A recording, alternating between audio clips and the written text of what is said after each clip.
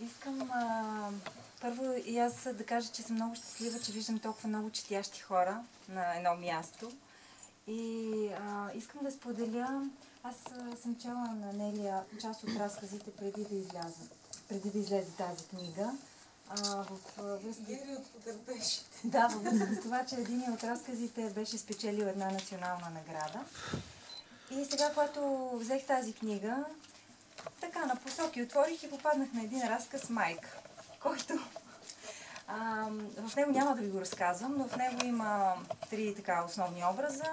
Образа на една майка, образа на една съпруга и образа на една любовница. И аз и до ден днешен не мога да...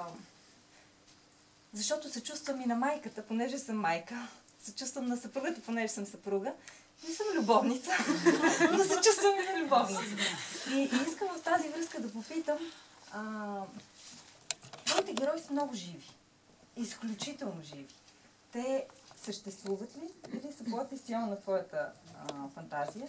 И също искам да попитам, ти самата не ти ли става понякога мъчно? Изпитваш ли, двумиш ли се в това в каква посока, нали, какъв точно да бъде образа, който изграждаш? Първо, аз много ти благодаря за интереса към мене.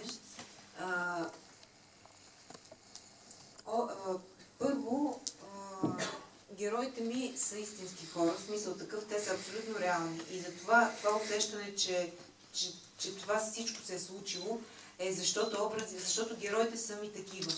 А ситуациите са абсолютно измислени. Значи ситуациите са, да, има и съкатлъци, има и умирачки, но героите са си нормални хора.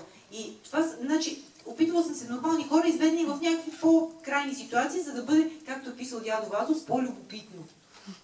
И пък Бея му отговорил и писача глупец, и консула по-глупец. Нищо.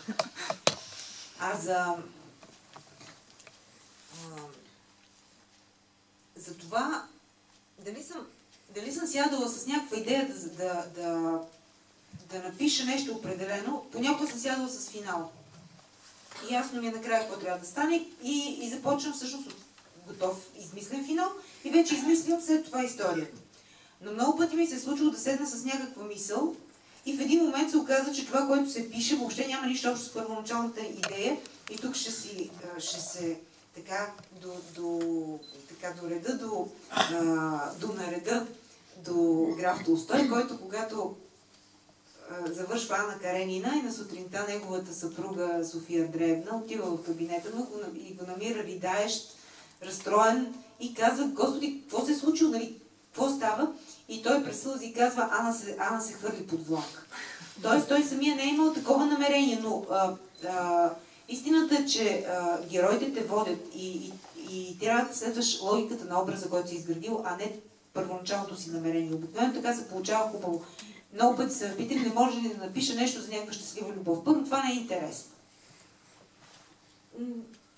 Една щастлива любов, то по-добре ти се случва на живо. Аз така съм разделила нещата. Това си го правя в реалния живот, а другото в съкатлъците са ми в книгата. И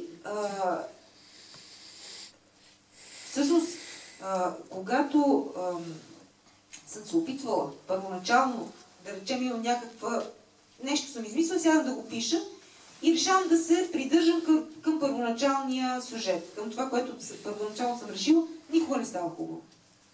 Винаги става фалшиво, винаги става някакси насилено, тегаво и такива разкази не са оцелели. Винаги съм спирала, връщам се там, докъдето върви нормално и вече си следвам логиката на героя.